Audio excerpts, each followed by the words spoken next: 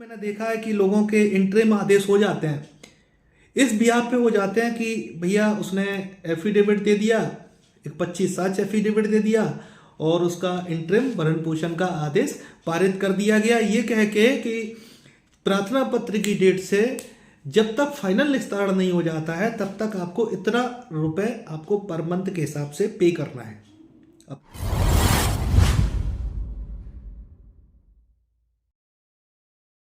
नमस्ते भाइयों, मैं हूं आपका दोस्त ब्रह्मदत्त। कैसे हैं आप लोग? आज हम बात करेंगे कि मेंटेनेंस के बारे में कि सीआरपीसी 125 में जो मेंटेनेंस का आदेश कोर्ट द्वारा जो किया जाता है उस आदेश को हम कैसे रद्द कराएं। ये वीडियो आपके लिए बहुत महत्वपूर्ण हो सकता है, इसको अंत तक जरूर देखें और चैनल को ज़्यादा से ज़्यादा सब्सक्राइब करें, शेयर करें, क्योंकि हम जो मेहनत करते हैं ना वो आप लोगों के लिए कर रहे हैं और आप लोगों का थोड़ा फर्ज बनता है कि आप लोग हमें सपोर्ट करें, क्योंकि जो कानूनी बारीकियां हम आप लोगों के सामने पेश करते हैं, बताने की कोशिश करते हैं ताकि कि आपको फ़ायदा मिले, उनको आप अपने केस में अप्लाई कर सकते हैं। लेकिन निर्भर करता है कि आपके केस की जो मेरिट है वो किस हिसाब से है, आपके केस में तथ्य क्या दिए गए हैं। अगर आपके केस में इंटरिम मेंटेनेंस के आदेश हो जाते हैं तो आप उस इंटरिम मेंटेनेंस को कैंसिल कराने के लिए आप क्या कार्रवाई कर सकते हैं, इसके संबंध में आज हम बात करेंगे।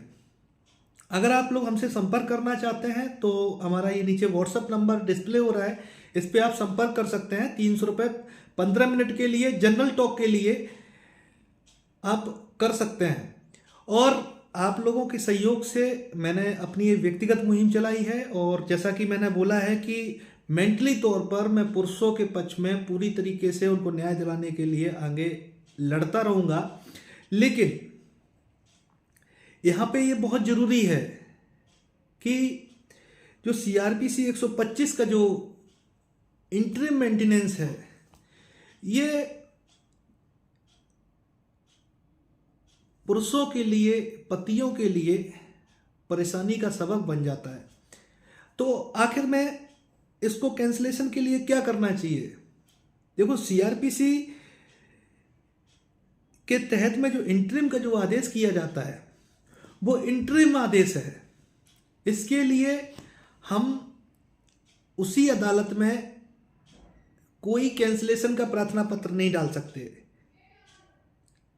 काफ़ी लोगों को मैंने देखा है कि लोगों के इंटरिम आदेश हो जाते हैं। इस बिहाफ पे हो जाते हैं कि भैया उसने एफिडेविट दे दिया, एक 25/7 एफिडेविट दे दिया और उसका इंटरिम भरण पोषण का आदेश पारित कर दिया गया, ये कह के कि प्रार्थना पत्र की डेट से जब तक फाइनल निस्तारण नहीं हो जाता है तब तक आपको इतना रुपए आपको पर मंथ के हिसाब से पे करना है अपनी पत्नी के लिए। तो ये आदेश कर दिया जाता है, ये इंटरिम आदेश होता है।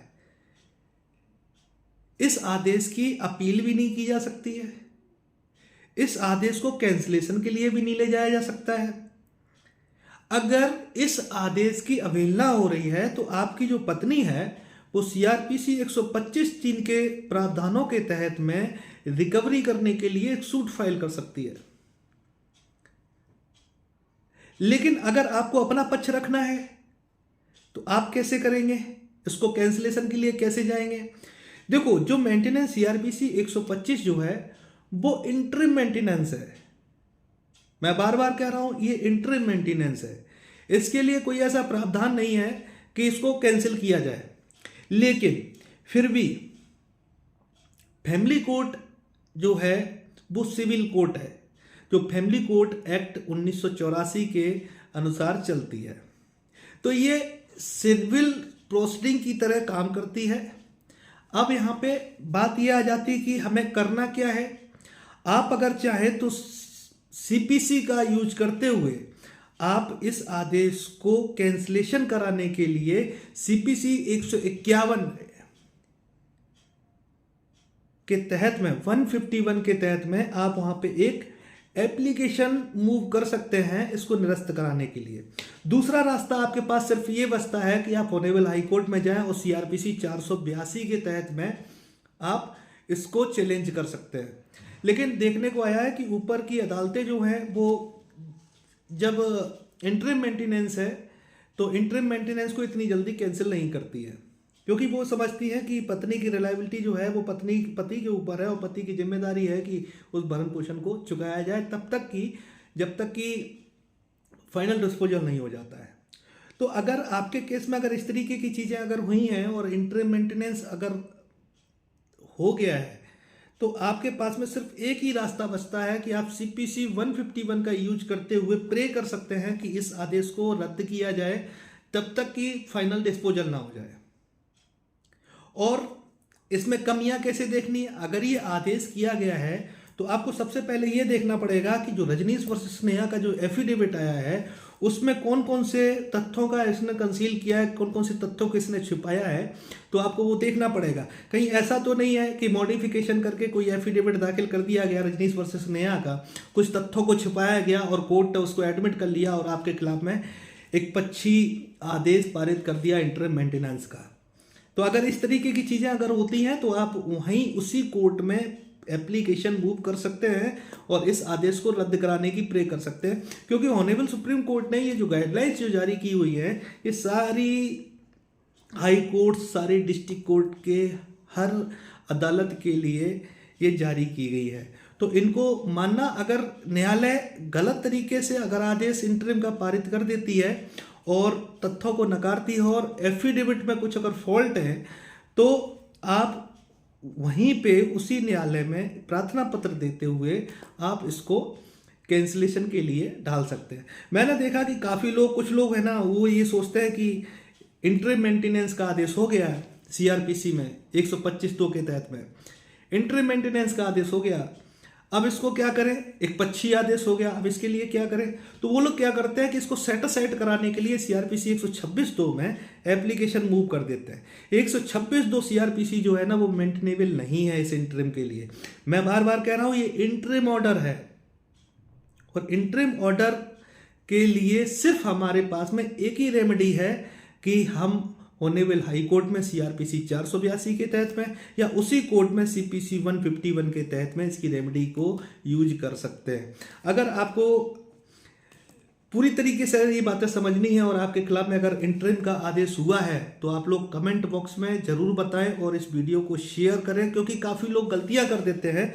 क्योंकि इंटरिम मेंटेनेंस का जो आदेश होता है उस आदेश की कॉपी उठा के लोग क्या करते हैं कि 127 CRPC में मूव कर जाते हैं, कभी 126(2) में मूव कर जाते हैं और वो इंटरटेन होती नहीं है, क्योंकि ये प्रोसीजर भी नहीं है, ये फाइनल डिस्पोजल के लिए है, जैसा कि मेरा मानना है और जैसा कि मैंने लोगों के केसों में देखा भी है। तो 126(2) यहाँ पे लाई नहीं करेगी। अगर आपको इस ऑर्डर को कैंसिल कराना है तो बेस्ट तरीका मैंने अपने पिछले वीडियो में बताया था कि एविडेंस एक्ट का यूज करो और CPC का यूज करते हुए इस आदेश को खारिज करो। लेकिन उससे पहले आपको देखना पड़ेगा कि कोर्ट ने किस तरीके से प्रोसीडिंग की है, कोर्ट ने किस तरीके से उसके रजनीश वर्सेस नेहा के एफिडेविट को एंटरटेन किया है, रजनीश वर्सेस नेहा के एफिडेविट में कौन कौन से ऐसे तथ्य हैं जिनको छुपाया गया है। रजनीश वर्सेस नेहा के एफिडेविट में एक बहुत इंपॉर्टेंट बात कही गई है जिसमें उसने स्वैच्छिक भरण पोषण की बात कही है। स्वैच्छिक भरण पोषण दैट मीन्स कि जिस दिन से शादी हुई और जिस दिन से अलग हुए उस पीरियड में जो लड़की है यानी पत्नी है वो ससुराल में रहती है अपने, तो उस पीरियड के बीच में ये भरण पोषण किसने किया उसका। तो ये लोग क्या करते हैं वहां पे नील कर देती हैं, जो पत्नियां हैं वो नील कर देती हैं और ये कह देती नहीं भरण पोषण हमारा नहीं किया गया है ना। तो ये बहुत टेक्निकल चीज है और इसके बारे में अगर आपके साथ ऐसा हुआ है, स्वैच्छिक भरण पोषण की बात की गई है कि जब शादी के टाइम से लेके अलग होने के समय के बीच में जितने दिन वो साथ में रही है उस पीरियड में ये भरण पोषण कब किया गया है, स्वैच्छिक भरण पोषण कब किया गया, तो वो नील कर देती है। ठीक है, तो ये बहुत अच्छा ग्राउंड है और बहुत अच्छी चीज़ है और आप समझ सकते हैं इसको। अगर मेरा ये वीडियो आपको अच्छा लगा हो तो आप लोग इसको शेयर करें और सब्सक्राइब करें चैनल को और इसको ज़्यादा से ज़्यादा, क्योंकि मैं फालतू की बातें नहीं करता, मेरा इंटेंशन सिर्फ ये है कि किसी भी तरीके से लोगों को बचाना। आप लोगों से मेरी आर्थिक मदद होती है और मेरे से काम होते हैं, मैं बुक्स खरीदता हूँ, ये सारी बुक्स जो हैं वो आप लोगों के पैसे से ही खरीदी हुई हैं और मैं चाहता हूँ आप लोग हमें सपोर्ट करें ताकि कि हम आप लोगों के लिए अच्छी अच्छी वीडियो लाएं, अच्छी अच्छी जानकारियां लाएं जो आपको और आपके परिवार को बचा सके। और आपको मजबूत करने का मेरा उद्देश्य है कि आपको इतना मजबूत कर दिया जाए कि कल अगर कोई आपके ऊपर उंगली उठाने की कोशिश करता है तो आप स्वयं इतने सक्षम बन जाएं कि आपको हमारे ऐसे किसी व्यक्ति की जरूरत ना पड़े। स्वयं आपको इतनी जानकारी हो कि आप अपना बचाव कर सकें। अगर आप लोग हमसे मिलना चाहते हैं तो आप लोग हमसे आगरा दीवानी कचहरी में मिल सकते हैं।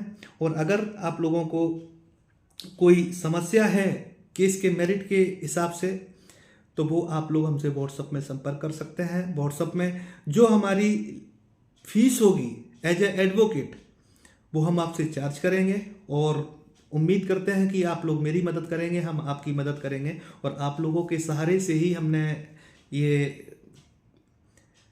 कानून का क्षेत्र में चुना हुआ है, क्योंकि हम बिल्कुल पूरी तरीके से नील हो चुके हैं और आप लोगों का सहयोग, आप लोगों का समर्थन हमें प्रेरित करता है कि आप लोगों के लिए हम मेहनत करें और आप लोगों को बचाने का प्रयास करें। धन्यवाद।